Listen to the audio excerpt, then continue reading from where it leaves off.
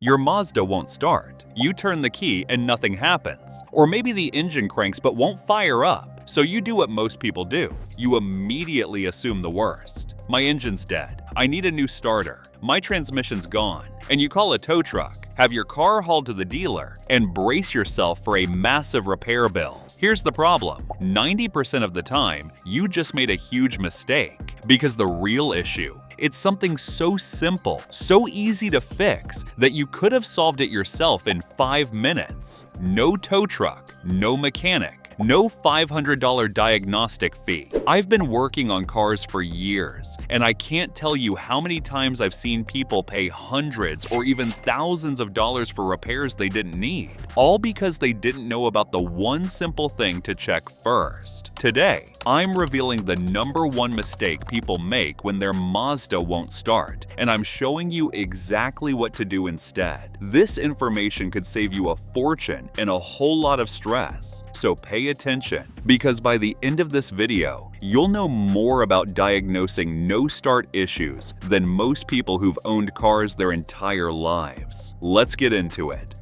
The #1 mistake: ignoring the battery. Here's the truth that nobody wants to hear. When your Mazda won't start, it's almost always the battery, not the alternator, not the starter, not some mysterious electrical gremlin, the battery. But here's why people miss it. A dead or dying battery doesn't always look dead. Your dashboard lights might still come on, your radio might still work, your power windows might still go up and down.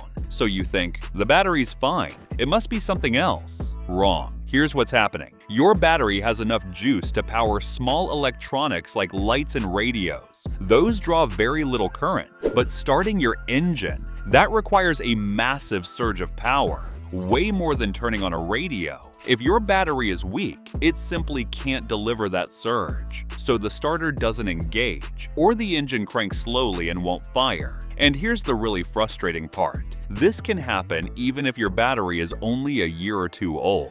Extreme heat, cold weather, short trips, and leaving accessories on can all kill a battery prematurely. I've seen brand new batteries fail after 6 months because of how the car was used. So when your Mazda won't start, the first thing you should check before you do anything else is the battery.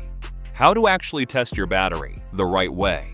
Most people don't test their battery correctly. They just look at it and assume if it's not leaking or swollen, it's fine. That's not a test. That's a guess. Here's how to test your battery properly. Step 1. Check the voltage. Get a multimeter. You can buy one for $15 at any auto parts store, or even at Harbor Freight. Set it to DC voltage, usually marked as 20 volts or 200 volts on the dial. Touch the red lead to the positive battery terminal and the black lead to the negative terminal. A healthy battery should read between 12.4 and 12.6 volts when the car is off. If it reads below 12.4 volts, your battery is weak and probably needs charging. If it reads below 12.0 volts, your battery is essentially dead and needs to be replaced. Step 2. Check the voltage while cranking. This is the real test. Have someone try to start the car while you watch the multimeter. If the voltage drops below 10 volts while cranking, your battery can't handle the load. It needs to be replaced. A healthy battery should stay above 10 volts, even under the stress of starting the engine. Step 3. Load test at an auto parts store. If you don't have a multimeter or you want a professional opinion, take your battery to any auto parts store. Most places like AutoZone, O'Reilly, or Advance Auto will test it for free. They'll do a load test that simulates the starting process and tells you exactly how much capacity your battery has left. If it tests below 75% capacity, it's time for a new battery. Don't skip this step. Testing your battery takes 5 minutes and costs nothing, but it can save you from paying for a new starter, alternator, or diagnostic fees that you don't need. If you're enjoying this video, give it a thumbs up and subscribe to my channel. This helps me bring you more honest car advice for my Mazda guys. The second most common mistake: assuming it's the starter. Okay, so you tested your battery and it's actually fine. The voltage is good, the load test passed, and the battery's only a year old. But your Mazda still won't start. Now what? This is where most people make mistake number 2. They assume it's the starter. I turn the key and nothing happens, so the starter must be bad. And they pay $400 to $600 for a new starter, only to find out that wasn't the problem. Here's the reality.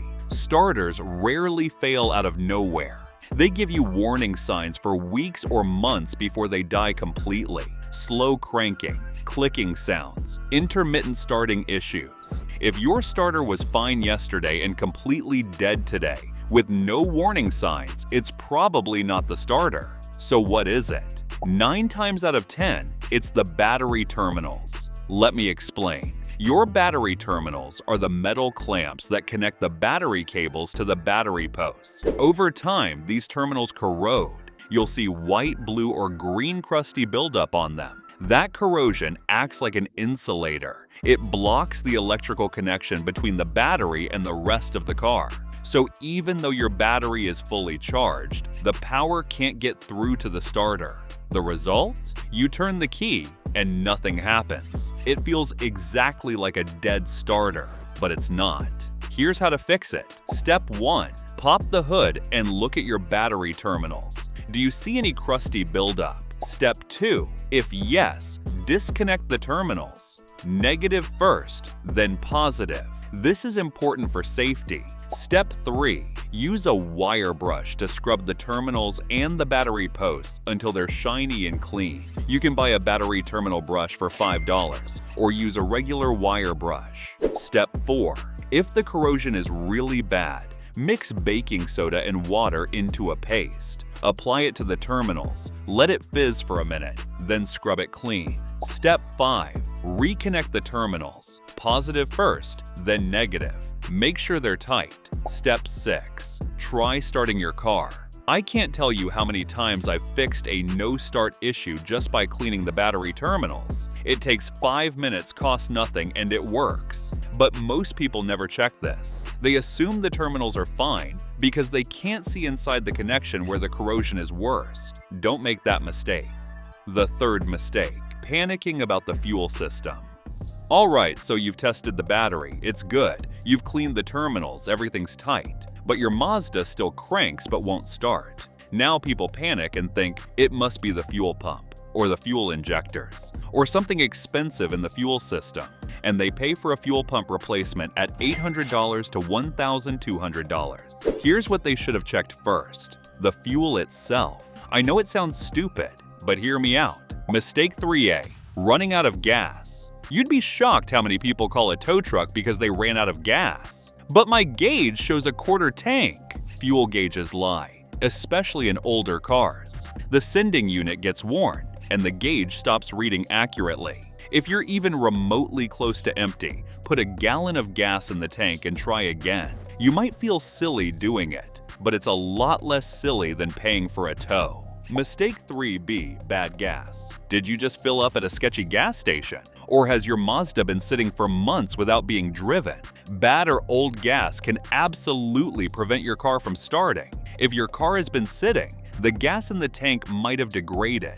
Gasoline starts breaking down after about 3 months. Water contamination is another issue, especially if you filled up during or right after a heavy rainstorm at a gas station with old underground tanks. Here's what to do. If you suspect bad gas, you'll need to drain the tank and refill with fresh gas. This isn't a DIY job for most people, but it's way cheaper than replacing a fuel pump that was never broken. If your car's been sitting, add a fuel stabilizer or octane booster to the tank, then try starting it. Sometimes fresh gas is all it takes. The fourth mistake, ignoring the simple stuff.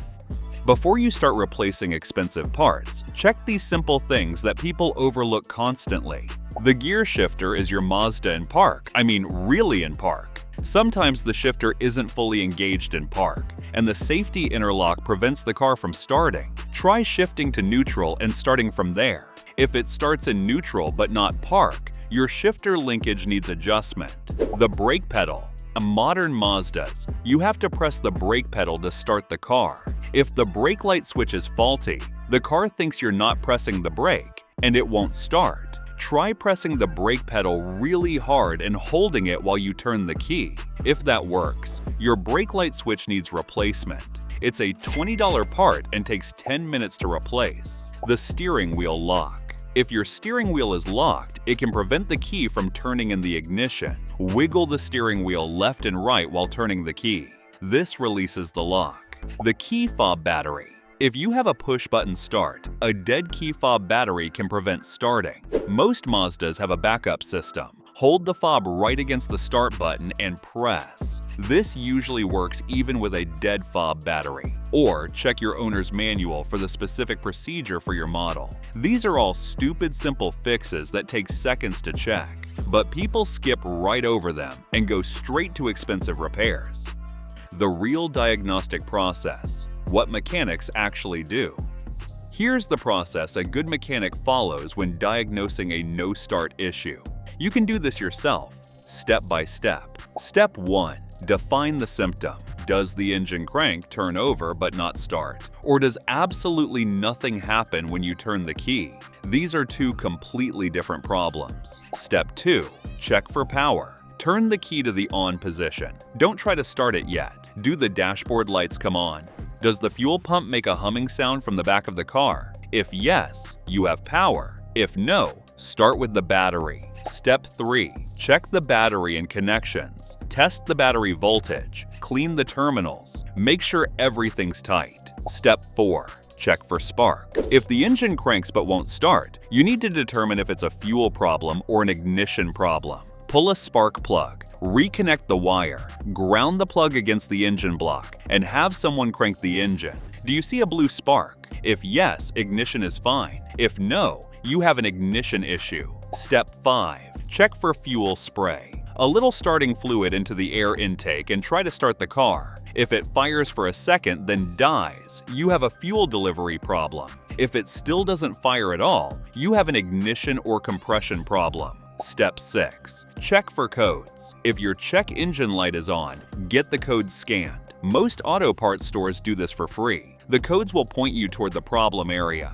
Following this process, you can diagnose most no-start issues yourself without paying a mechanic. When to actually call for help?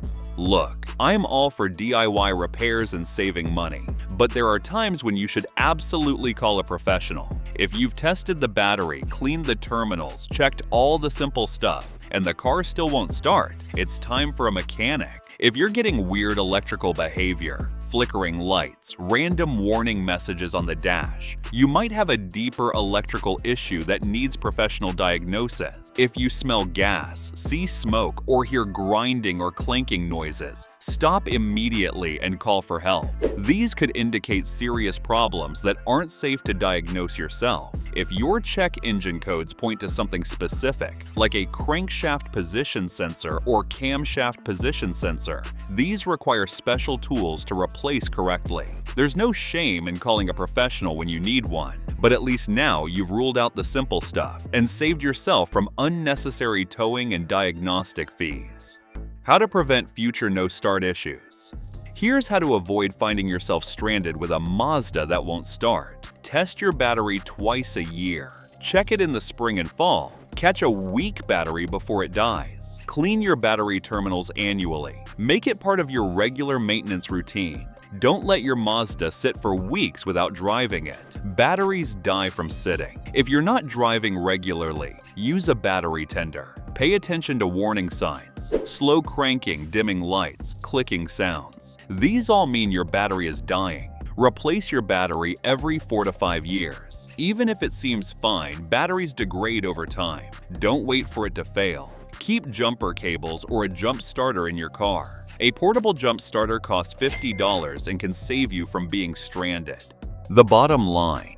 When your Mazda won't start, don't panic. Don't assume the worst. And definitely don't call a tow truck before you check the simple stuff. Start with the battery, test it properly, clean the terminals. Check the gear shifter, the brake pedal, the steering wheel lock, and the key fob. Follow a logical diagnostic process. 90% of no-start issues are simple, cheap fixes that you can do yourself in minutes. The other 10% require professional help, but at least you'll know you've tried everything else first. Don't be the person who pays $1,200 for a fuel pump when all you needed was a $5 wire brush and 5 minutes. Be the person who knows how to troubleshoot, stays calm, and saves a fortune by checking the obvious stuff first. Your wallet will thank you. If you found these tips helpful, be sure to watch this next video as we're sharing insider tips to help you cut repair costs and keep your car running like new.